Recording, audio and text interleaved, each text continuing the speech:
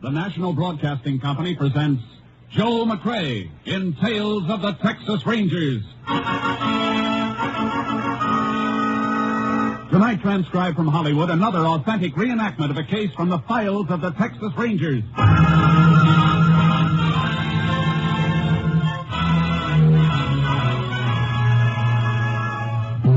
Tales of the Texas Rangers, starring Joe McCrea as Ranger Jace Pearson. Texas, more than 260,000 square miles. 50 men who make up the most famous and oldest law enforcement body in North America.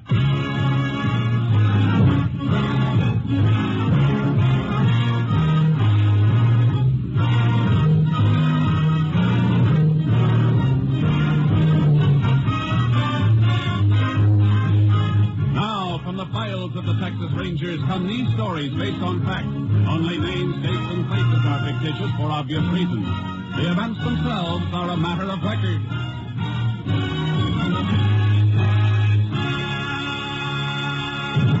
Case for tonight, the Cactus Pear.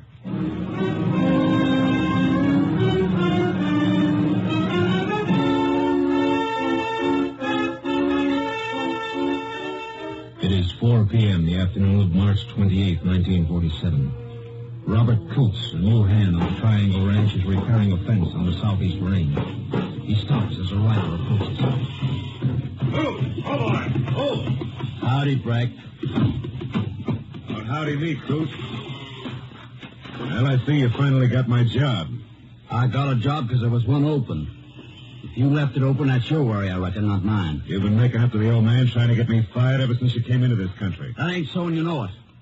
I've been looking for work, yeah. But you didn't get fired on my account. You got sacked because you can't leave a bottle alone.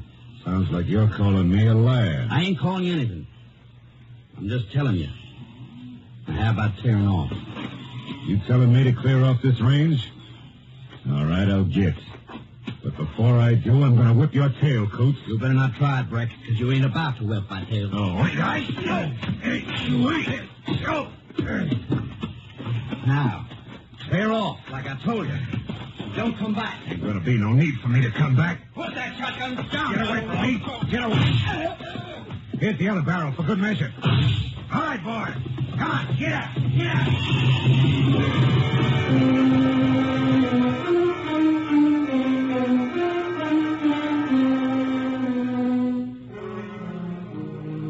The body of ranch hand Robert Coots was discovered by the owner of the ranch next day when he rode out to search for the missing rider. He summoned the sheriff, and the sheriff called for the assistance of a Texas Ranger. Ranger Jace Pearson was assigned to the case. Say you spotted the buzzards this morning, Mr. Galt? Yeah, and I found Coots. From the look of him, he must have been shot sometime yesterday. Thought I heard a shotgun yesterday afternoon. Should have rode out then. Why didn't you?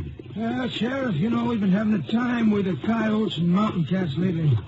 I just figured one of my hands must have spotted one and cut loose. Coots was fixing a break in the fence. Yeah, that's right. I'd have known something was wrong when Coots didn't come back to the ranch last night. Spot's just up ahead where my deputy's standing. Yeah, I can see the body now.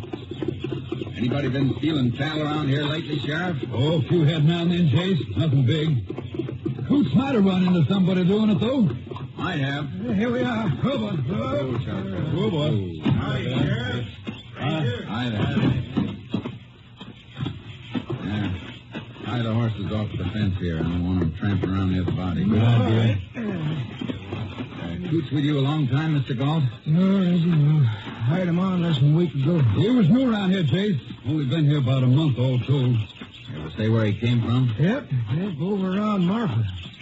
Hit with both barrels, Jace. Once through the stomach, once through the head. Yeah. I was on the ground when the second charge hit him, though. Look, some of the shot clipped the grass. Yeah. Killer's horse stopped here, too. Looks like.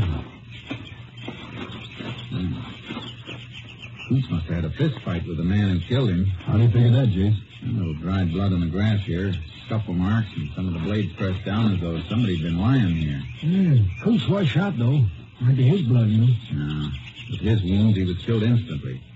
He didn't move 15 feet and then back again after getting blasted like that. Come on. Hey, what you looking for? Horse moved off this way. prints mixed right in with some of your herd. They were grazing around here and then took off mighty sudden.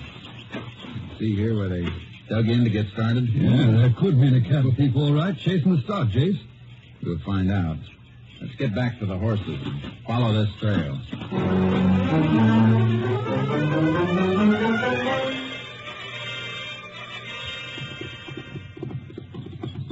All right. This is far enough. Whoa, Charlie. Hold up. Whoever it was, he wasn't trying to steal cattle. He was following the herd tracks so the trail of his horse wouldn't stand out clear. I don't see how you can tell that. Herd moved up range toward the mesa. Anybody stealing them would have been driving them to the south fence where the state road is. Have to get them to a truck to get them away. Yeah, but what made them run then, Jace? A shotgun must have stampeded them. If they'd been driven, someone would have left marks where they cut out to get away from the rider. And the rider would have left tracks cutting after him. I see what you mean. But shouldn't we keep on trailing them, though? Yeah, but not this way. He was headed for rocky ground near the mesa, trying to lose anybody who might follow him. He's smart. I don't get your plan. Well, he was careful leaving here after he killed a man. He mightn't have been so careful riding in before he killed. We'll backtrack the trail he took getting here and might tell us where he came from. That makes sense, Jace. Let's go. Up, boy. Ranger, can I have the body picked up by the funeral house now? Yeah.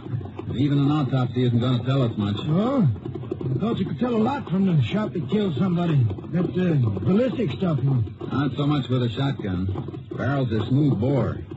Don't leave rifle marks, but... Hey, hold it. What'd you find, Ranger? These. Empty 16-gauge shotgun shells. Killer might have ejected him here to reload his shotgun in case he ran into trouble. Yeah? Can you tell anything with those? If we find the gun they came from, we might be able to match the way the hammer hits the shell. Yeah, if we find the shotgun. Every rancher and cowpoke in the county must have one.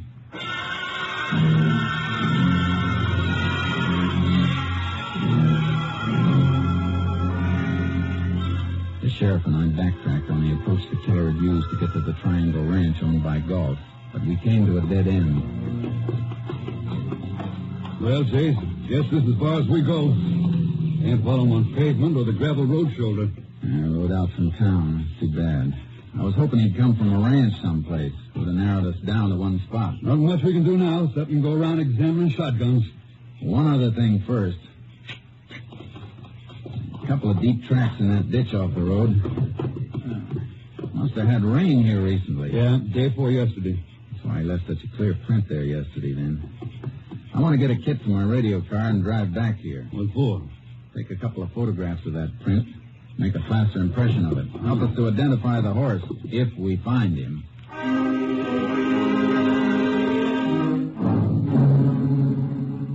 We took the cast and headed for town. To check every horse in the territory would have been impossible, so I had to gamble on a shortcut. Howdy, Ranger. Sheriff. Howdy. Hey, mind dropping that hammer a minute and taking a look at this? Sure thing. Yeah, what is it? Plaster cast. Shoe print of a left hind hoof. You remember making a shoe like this, Ed? Common plate, Sheriff. It was caulked or something I might remember, but I don't know. I know it's a tough one, but all shoes are a little different. Wear in different places. Hoofs have to be fitted for slightly different shapes. That's sure right. If I come across that shoe now, after seeing the cast, I might recognize it. Good. I'm going to leave this cast here. If anybody brings in a horse to be shod, and the left hind hoof looks like the cast, don't touch it until you call us. You're right glad to have. Keep my eyes open. Any other blacksmiths around here, Sheriff? Oh, not for over 50 miles. We going looking for that gun now? You start on it. I'm going to pay another visit to the Triangle Ranch. I want to talk with Mr. Galt again.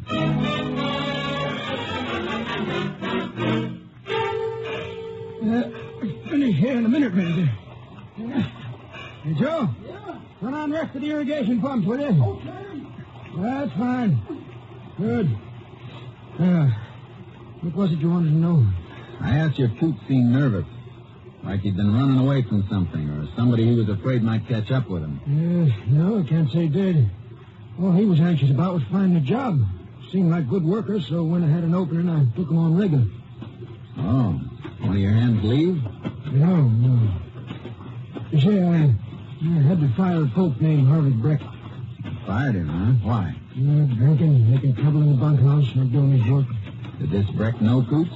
Just been seeing him around. How did Breck take it when you told him he was fired? Well, he was kind of drunk. Cussed me out a little. Is that all? Yep. Then paid him off, give him an extra month like I do with any hand I had to let go. He seemed all right after that. You know where this Breck is living now? I heard he's bunked up in one of them deserted adobe huts by the old quicksilver mine. Roads washed out, though. All the huts are empty since mine stopped operating. Why? You going to see him? I sure intend to.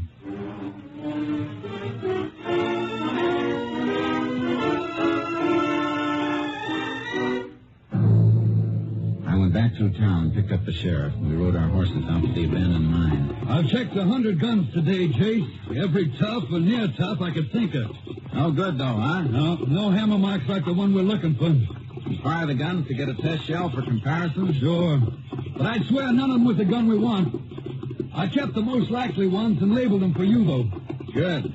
You can add one more when we test Breck's gun. And here are the shacks now. Whoa, boy. Ooh, charcoal. Ooh. Look at that one. Little smoke's coming up the chimney. There's Breck. Let us coming. You fellas looking for... Oh. Howdy, Sheriff. Howdy, Breck. Ranger wants a few words with you. Okay. Mind if we come inside? All right.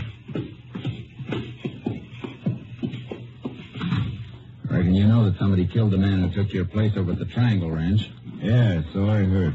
Happened Tuesday afternoon. Where were you? I was right here. Anybody who says I wasn't is a liar. Nobody said anything yet. Where's your shotgun?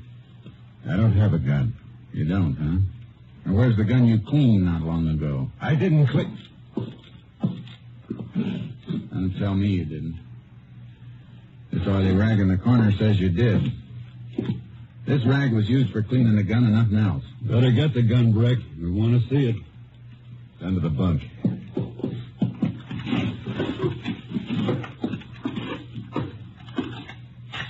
.16 gauge double barrel. Yeah, loaded tube. Hey, let me have it a minute.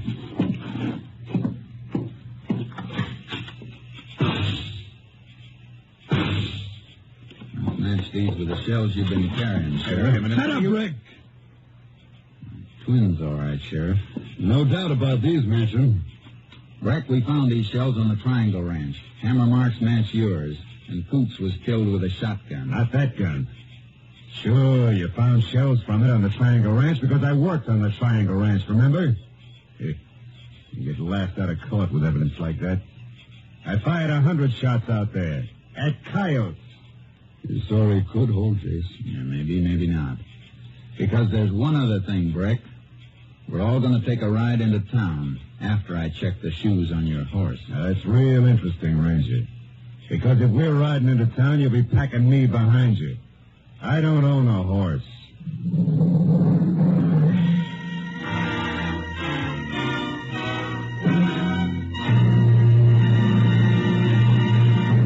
You are listening to Tales of the Texas Rangers, starring Joel McCrea as Ranger Jace Pearson. Now we continue with tonight's case, The Cactus Pear, an authentic story from the files of the Texas Rangers.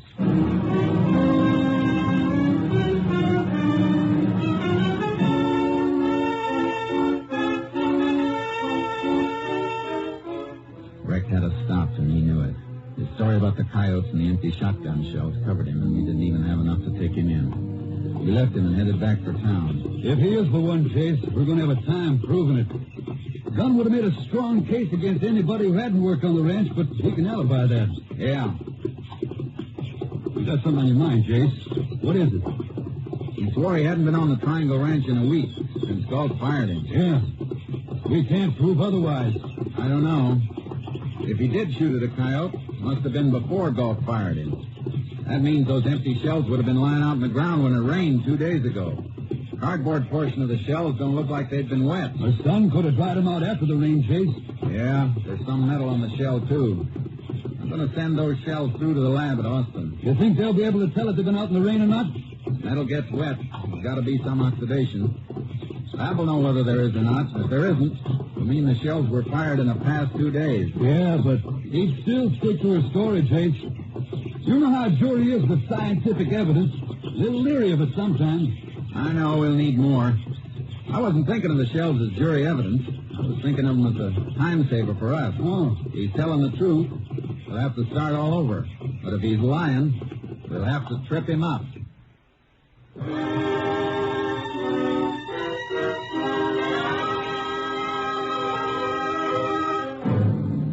I sent the shells through to Austin, and while I waited for a report, I drove to Coot's old home at Marfa. He'd been well liked there. No reason for anybody to follow him and kill him. It was a routine check, and on the way back, I got my report from Austin. KTXA to Unit 10. Unit 10 to KTXA. Go ahead. Have report from Austin Lab on exhibits submitted by Unit 10 for examination. Ready for it.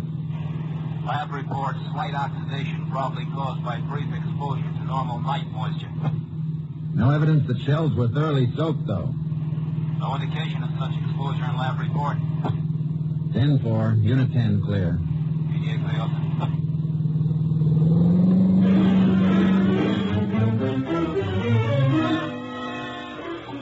I drove back south as hard as I could. When I got near the Quicksilver mine, I took charcoal out of the trailer and rode onto the shack Breck had been using to make sure he was still around. Oh, boy. Oh, charcoal.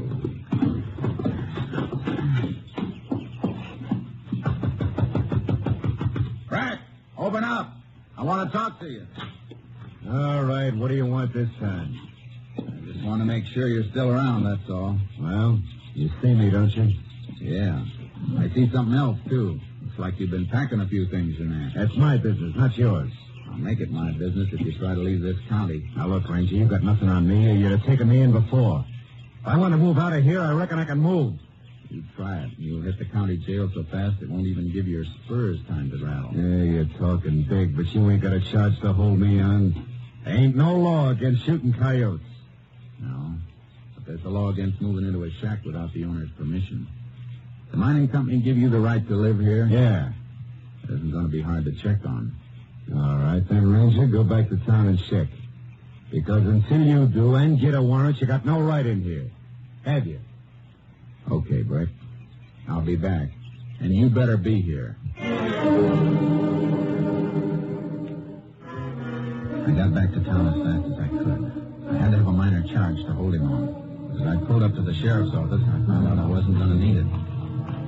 Stay in the car, Jace. Why? What's up? You got here just in time. We're just heading for my car. Let's move. Which way? Straight ahead. Blacksmith shop. He found the horse we've been looking for.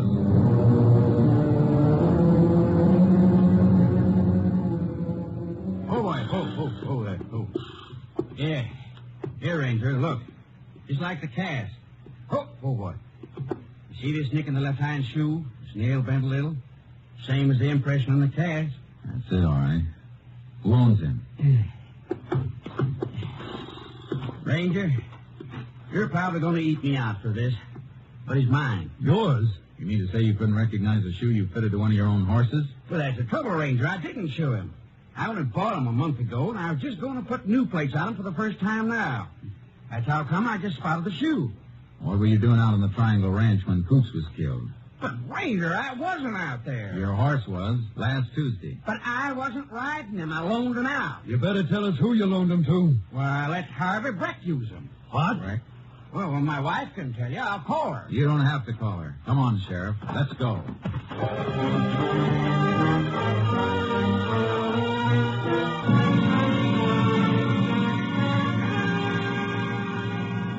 We stopped for the sheriff's horse, loaded him in the double trailer with charcoal, and then headed to the mine. We left the car at the washout, unloaded the horses, and rode to the adobe shack Breck was using. We got enough to take him in now, Jace. He's still here. He was packing to leave. Look, he hasn't left yet. Here's the hut he was using. Crack a light under the door. We're on time, then. Not much to spare. The Cinchy figures to move out tonight. He won't move now. Stop here. Move, charcoal. He isn't going to come easy, Sheriff. Watch out for that shotgun. He wants gunplay. He can have it. We'll know when he answers the door. All right, Breck. Open up. We know you're in there, Breck. Now, come on. He'd be waiting in there so he can nail us with that shotgun if we bust in. We can wait out here for you, Breck. Yeah. That light in there could keep us waiting all night if he's gone. You mean it's a trick to slow us up? We'll find out. Keep that door covered while I kick it in. It was empty. Breck had made his getaway. We went over the ground outside to get his direction. Led toward rugged country, and we followed as fast as we could on horseback, cutting back and forth to pick up his mark. Well, up into these hills, Sheriff. He made some time. It was easy to trail this far, and he's on foot. Yeah, but we're going to be on foot, too, now. Why? He's headed for the border, Jake. Rio Grande's that way, but no horse can take this country between here and there. Oh, boy. Oh, Charcoal. How far is it to the river? 40 miles of country the devil won't have, and we'll have to cover every inch of it on foot. That's what he's doing. Come on, let's go. We must be close to him by... Hey, look, Sheriff. That's him. Top of the ridge. Get to cover under that ledge.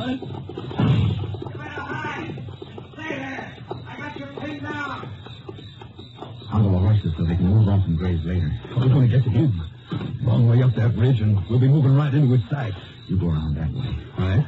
Crawl and loot whatever cover you can find. I'll go the other way and see if we can't circle in behind him.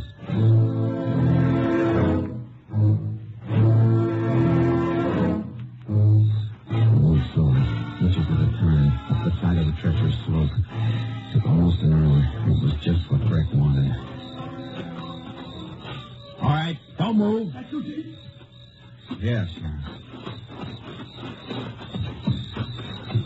Jeez, he isn't here. Of course he isn't. I should have figured his play. The only reason we fired from up here was to trick us into giving him time. Sure it was. He's ahead of us with a night to cover him. We don't have horses to give us an edge anymore. Let's see if we can pick up his trail. But, Jay, if we're going into this, we're going to need water. No time to go back for it now. We'll have to get it as we find it. If we find it. He's headed this way. Come on. We'll have to keep trail cutting. And it's going to be plenty rough.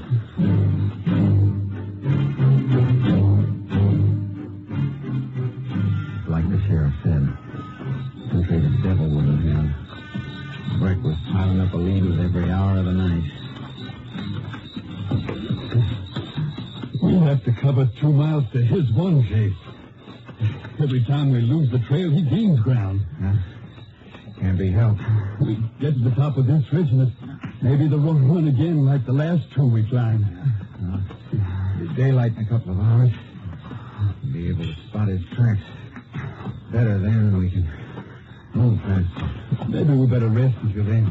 Can't. I'm counting on him having to rest. That's the only time we can make up on him. I reckon you're right, Chase.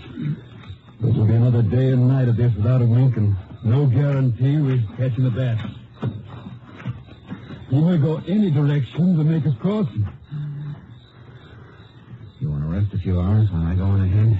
If you're going, I'm going. Good. Come on. If you only knew which...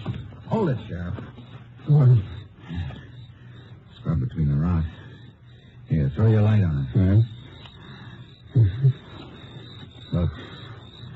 Barely grown in the earth between the rocks. Loose ripped out a little and exposed. Yeah. Fresh, too. Grab the scrub to pull himself up. Good. Well, we're not climbing this one for nothing this time. No. We better keep on climbing.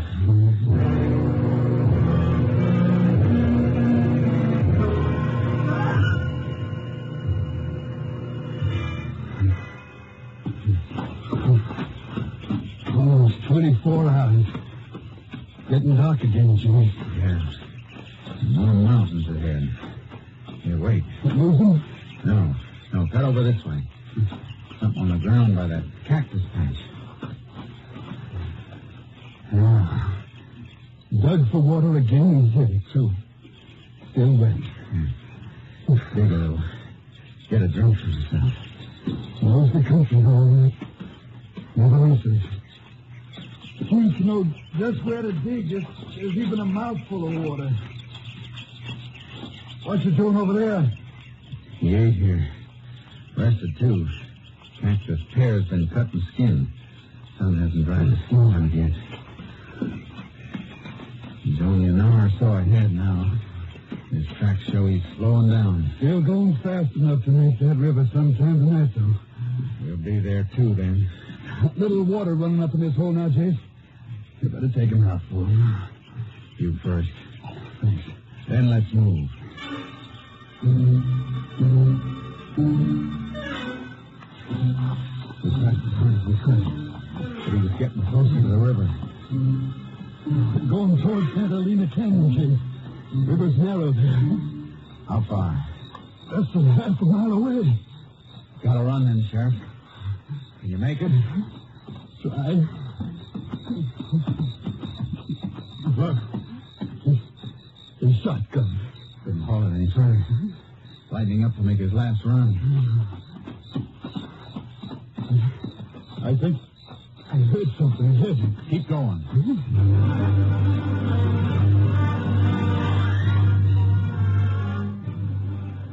We heard him in front of us.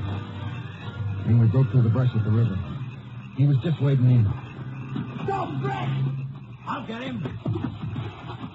Don't make me put a bullet in you, Brett. You ain't taking me. Oh, yes, I am. Let go. I'm over the border. Not while you're still in the river. That's so I said. Get him. Yeah. But you're going to have to help me. Drag him to shore. A few more feet. He'd have made it. He needed just a few more seconds. Just about as long as it took to eat a cactus.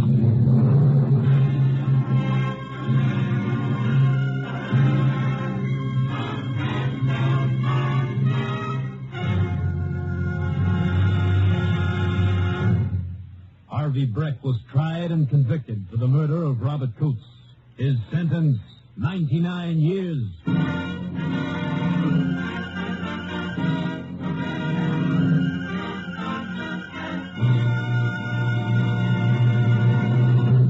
And now, here again is the star of our show, Joel McCrea. When the Allies invaded Normandy in World War II, they got an idea as to how far the fame of the Texas Rangers had spread. Both surrendering Nazis and liberated Free French said they knew the war was as good as over because the Texas Rangers had landed. Of course, it was the heroic American Ranger troops who made the landings. But nothing could convince the Nazi war prisoners that these were not the terrible Texans they'd heard about in many American legends. Good night, folks. See you same time next week. Next week, Joel McCrea in another authentic reenactment of a case from the files of the Texas Rangers.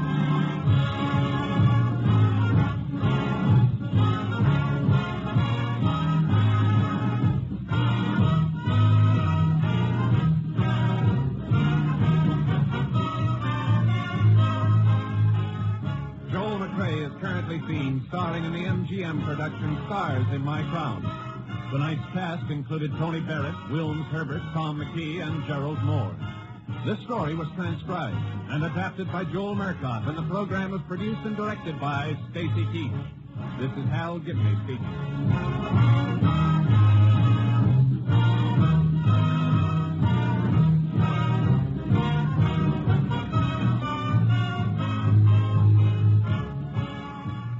Three chimes mean good times on NBC. Monday means music on NBC.